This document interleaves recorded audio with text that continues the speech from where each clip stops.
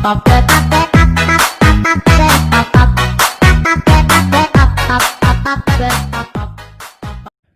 saya Andi Reno Suryanata dari Prodi Hukum akan menjelaskan mengenai apa itu moral. Ya, jadi moral adalah kebaikan yang disesuaikan dengan ukuran tindakan yang diterima oleh umum yang melingkupi kesatuan lingkungan atau juga sosial tertentu. Nah, dilihat dari macamnya, nilai moral dengan secara umum itu terbagi dalam berbagai karakteristik atau juga ciri nilai tersebut, diantaranya yaitu nilai moral baik dan buruk. Nah, jenis nilai moral itu ada moral baik dan moral buruk. Nah, mengenai moral baik merupakan suatu nilai yang dikaitkan dengan kesesuaian di antara harapan serta juga tujuan hidup manusia di dalam menjalankannya.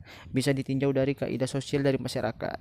Sedangkan moral buruk yaitu moral yang menyimpang terhadap keteraturan sosial. Selain dari hal-hal tersebut, dampak yang ditimbulkan juga akan menciptakan masalah-masalah sosial. Ya, seperti itu jadi penjelasan mengenai jenis nilai moral.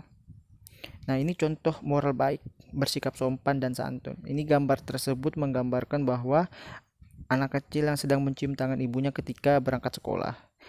Ini merupakan suatu bentuk penghormatan kepada yang lebih tua.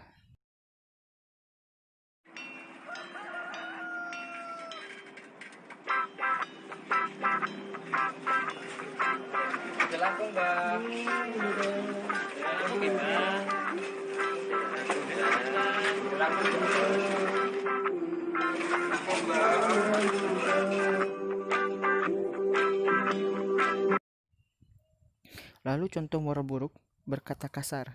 Nah, berkata kasar sering kita dengar, sering kita jumpai, sering kita lakukan ketika emosi sedang meluap-meluap. Contohnya ketika kita sedang marah, kita sedang nangis, sedang sedih, sedang senang. Terkadang kata kasar itu sering kita ucapkan.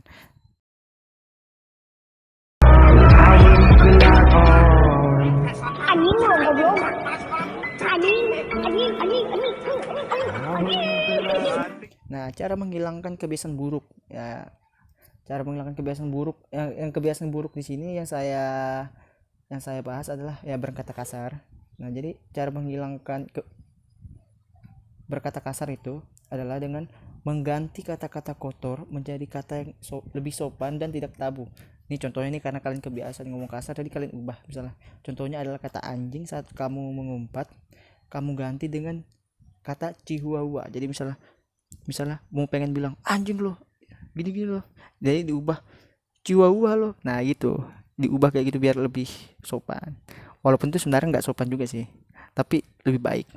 Nah, yang kedua ada menasehati teman-temanmu untuk tidak berkata kotor dan membuat kesepakatan bersama. Misalnya, bagi yang melanggar maka diwajibkan bayar denda 70 juta.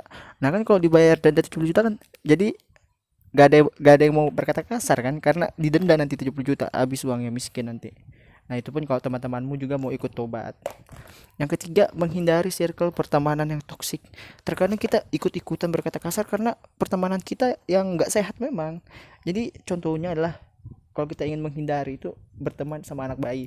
Jadi kalau kita berteman sama anak bayi itu, mustahil banget kita berkata kasar bro, karena anak bayi itu ya nggak bisa ngomong, karena dia nggak bisa ngomong jadi dia nggak bisa berkata kasar. Jadi seperti itu, berteman sama anak bayi atau anak-anak SD bocil-bocil. Walaupun anak-anak bocil juga ada yang kasar, tapi cari yang culun-culun gitu. Ya itu, terima kasih yang penjelasannya yang bisa saya sampaikan. Kurang lebihnya saya mohon maaf. Terima kasih semuanya telah mendengarkan penjelasan saya.